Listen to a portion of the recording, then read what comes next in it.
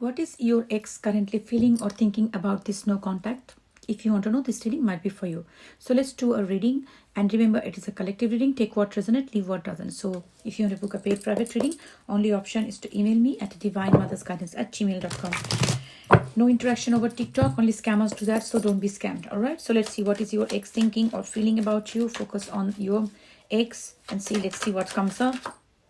Okay. The first card is Nine of Swords, Ace of Cups. Oh, that's too many cards. I'm going to take that.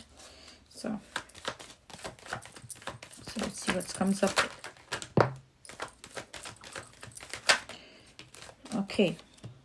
All right. Bottom of the deck, Page of Wands. So Nine of Swords and Two of Pentacles, Ten of Wands. Okay. So first thing first, this person is heavily thinking about you. Constantly thinking about it. It's kind of obsessively thinking about you. You might have some kind of soulmate connection, past life connection with this person. You might have felt like this is a very strong connection. You never encountered this kind of connection in your life. It's like when you met this person, it can be, you knew this soul. You know this person, like as if I know each other for ages. So this kind of energy. So that's the kind of connection. So I'm sensing like a strong soul bond connection here. So you guys know each other from lifetimes, that kind of energy. I know I'm repeating, sometimes I do, that's okay. So what I'm sensing right now, your absence is creating so much of burden in this person's life. They're going through so much of anxiety and overload, specifically overload that is coming in my mind. So I feel like this person do have with this Three of Pentacles, you have helped this person to cope with lot of situations in their life. Okay, so it's like when you are there, things becomes easy, but when it is not, you are not there, everything is hard. Everything sounds like a mountain kind of energy. So I think this person is going through a lot of responsibilities, a lot of overburden with their work, maybe with other family responsibilities and things like that. Lot of things going on. It's not only one thing. So this person is really feeling like, I'm feeling like collapsing, and that's why the anxiety is kicking in, because you are not there, because you've been helping this person. Third party can be significant, but I'm feeling like this is not a romantic third party. If there is a third party in this person's life, definitely they are not romantically connected. So I feel like your collaboration, you being present in this person's life, helped them a lot to grow and like cope with their day-to-day life. This is a very emotionally immature person. So it is an avoidant. So what happens with this kind of people, like they are not very emotionally mature in terms of what they should be doing, how to empathize other people's situation, or take accountability of their actions, or accept some kind of criticism. They are not very good with this. This is someone you might have, this person may be very on and off in your life. They probably coming close to you, giving you a lot of love, and suddenly they move back. So this kind of people, avoidants are the people. I'm saying avoidant, but there are two different type of avoidant. They're different in different ways. All right. But just to generalize in this way, it's not right way, but I'm still trying to give you an understanding like how these people are. So basically they crave connection, but when they come to you, they just close to you, they get triggered. They, for different avoidants, get triggered by different things. Some people like scared of intimacy, this dismissive avoidance. When they come, you just open yourself up, you show them so much of love and care. They get triggered because in the childhood they were learned that you don't do emotions. Okay, you don't do emotions, because if they come to the parents and doing like, okay, I'm sad or crying for something, why you're crying, you shouldn't be crying. So parents will be like giving them the vibe that okay, emotions are not good.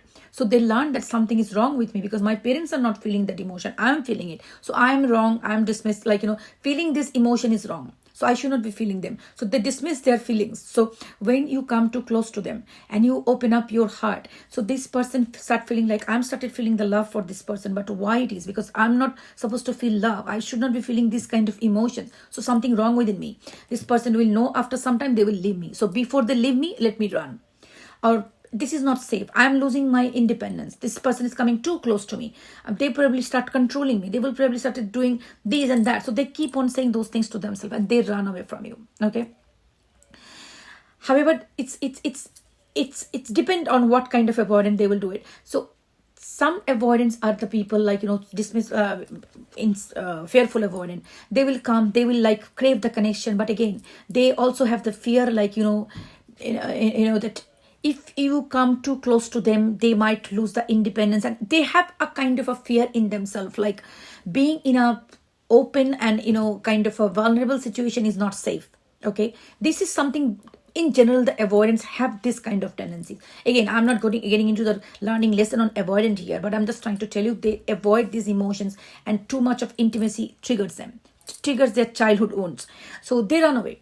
And now once they run away, this different avoidance processes differently. Dismissive avoidant feel like, oh my gosh, that's so good, I'm feeling good, and things like that. They start go different direction, but they start feeling about these things. These emotions will come on the surface after, depending on what kind of avoidant they are, they will come back on the surface.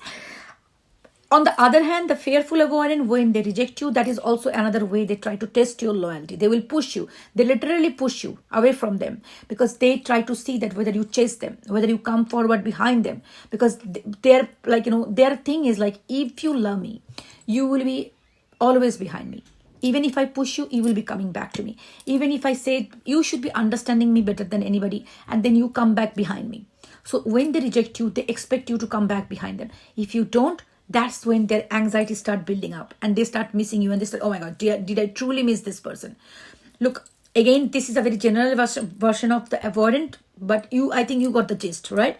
So I think this person particularly is a fearful avoidant who rejected you, who got scared by your intimacy, your vulnerability, your love, that you open the space that you hold for them, because they were feeling like they need to open up, they need to show the vulnerable side, and they believe deep inside, okay, some way I'm not worthy enough, I'm not good enough, I have these, I have that. So they ran away. So they ran away with you, with their fear and rejection, whatever it is. But after they ran away and you didn't chase this person, their ego and pride definitely hold them back. They were thinking, okay, I will not go back to this person, they need to come back. But they slowly saw that you are not coming forward.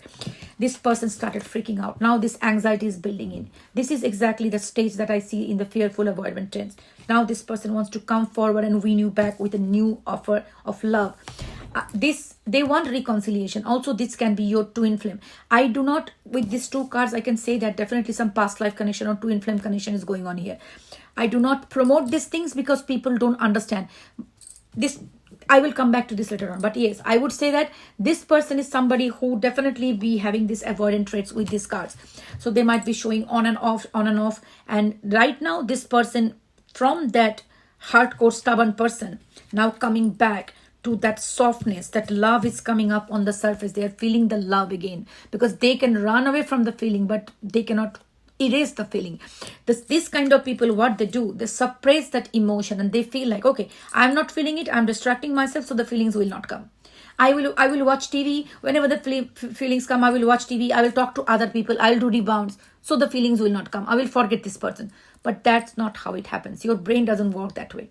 You need to process those emotions. You cannot deny this. You can suppress this for a while. It comes on the surface. And this is exactly happening right now, from here to there. All right. This is a journey for this person, and they already in the end of this one. So this person is about to crack and come forward. There is a lot of hope in this connection. Healing is being provided. So I would say, if this is your person, you don't do anything. Do not run behind them, because when you run behind the avoidant, you are enabling their behavior. You are actually activating them. More you run behind them, the more they get a validation. Oh, okay. So they come back behind me. So that means that I was okay. I was not wrong. I was not wrong for running away from them. So this is all good. So they get a validation of their own things. Don't run behind these people. Rule. So yeah, so as I said about the twin flame thing, one thing I specifically want to mention to people, okay, because I have seen a lot of creators actually glorifying this, but that is, I feel is, I don't want to criticize any creator. I don't want to criticize any person, but I want to tell you one thing. Do not glorify this. It is becoming your twin flame. It's a twin flame journey. Doesn't really mean that you have to run behind this person. You know, to grab them. Listen, you are my twin flame. You remember, you got the signs. We have everything. It's not going to help. It is totally not going to help. You trying to remind them, it's not going to remind them. They will remember when they are supposed to remember. That's called awakening. And you are going through the awakening doesn't really mean that at the same time they will go through the awakening. Soon I'm going to post a PDF, it's like an ebook on what the divine feminine is going to do, or divine masculine, whoever, when your partner is running away, divine counterpart is running away, what you should be doing. That will be only for my members, my YouTube members, and I'm regularly posting some spiritual rituals, channel sigils for my YouTube members. So if you are already not the part of the community, we are growing. Our circle is becoming bigger. I'm so proud of you guys. Join my YouTube channel membership. All right. So if you want to access those special gifts. Now listen, what I'm saying, if it is your twin flame, you should not be running behind them. That's a golden rule. Doesn't matter. These labels doesn't matter. Twin flame, soulmate, karmic, they all come to teach you some lessons. Their differences are there. But basically, from every relationship, you should be learning a karmic lesson. That karmic lesson is associated with the feeling that you have during you being in this connection. So that feeling is associated with some kind of wound you have inside. And that wound is your karmic lesson. So if you are in a relationship, if you feel like I am abandoned by this person, so it means that you have an abandonment wound. Healing that abandonment wound from your childhood is your karmic lesson. So this is the way. Now, what is the difference between any other relationship and the twin flame relationship? Twin flames, specifically, karmic, come to your life, chaos, learn lesson, they go. Soulmates, they come to your life, teach you, learn lesson, they can stay, they can go. Doesn't matter. So they will teach you some lesson, you learn your lesson. Twin flame, in other way, somebody who will come to your life, destroy your core belief system, whatever you thought, whatever you learned about society, culture, love, yourself, your belief system, everything will be broken. Is the most painful situation. You will be in a situation like maybe they are married, you are married. Society, culture, everything will come between you guys so that you cannot be together. Even if you get married, you might get separated. So it's a shit show. But you learn your karmic lesson and then you go through your spiritual awakening. And that spiritual awakening is massive. It doesn't come in it's not for the faint-hearted. So the spiritual awakening starts, you start seeing world in a different perspective. You see yourself as a different perspective. So twin flame journey is not to glorify this. Now, twin flame doesn't really mean that you have to reunite physically in this lifetime. It can happen that they will come, they will teach you the lesson, you grow and you move forward. And if they are supposed to meet you, unite to you this lifetime, they will start to grow, evolve and meet you. If not, they will go different path and heal differently. That is also possible. And then maybe in another lifetime, you will reunite. So twin flame doesn't really mean that you have to be in this lifetime together. So if you keep on doing this delusional mindset, oh, twin flame, we will reunite in this lifetime. That's wrong. If there are some coaches trying to tell you like, oh, we can make this happen. Listen, you cannot go against the thing, that's whatever the universe thing is going to happen. Everybody's karma is different. You can work on your karma. You can initiate there. Once you heal, you completely pull your energy back. They start feeling the pull. And that's the time they start waking up. But not necessarily all the twin flames will wake up. Some choose to be in the darkness. Some choose to be in the delusional world. Some choose to remain painful life, rejecting love. You cannot do anything about it. They need to come back again to do their karma. And then maybe in another lifetime you will reunite. So you do your karma. Do not glorify these things. All I would say, if you are in a divine mission, if you really truly identify that you are twin flame journey, you need to stop running behind this person completely. Focus on your healing. Focus on your journey. Remove all those, shred the layers of ego and pride. See what exactly the lesson you are supposed to learn. And, and then move forward with life. Complete surrender to the universe. The pain, the suffering that comes when you miss your twin, it's immense. It is intense. It's too much. I know this. You use it to channel something, sing a song, dance, cook something, do some gardening, do something creative, craft something, or maybe write something, do something. Use it in a different way.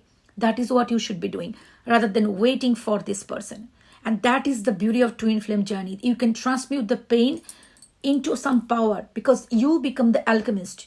Okay, so this is what it is about twin flame journey. Anyways, so I hope this resonates. This person definitely thinking about you and this person definitely thinking about coming forward. But again, if they come forward and you repeat the same cycle, it is going to be the same shit show. So take the time to heal yourself, be the best version of yourself. So when they come, you are not needy, you are not clingy. They see a different version of you. Maybe that will inspire them to be a different version. Maybe your not being neediness feels them the cushion, feels them the comfort that they are looking for. So start the inner work. We always want other people to change, but the main work should be coming within. We should be starting our own work to heal ourselves. All right. Take care of yourself. Bye.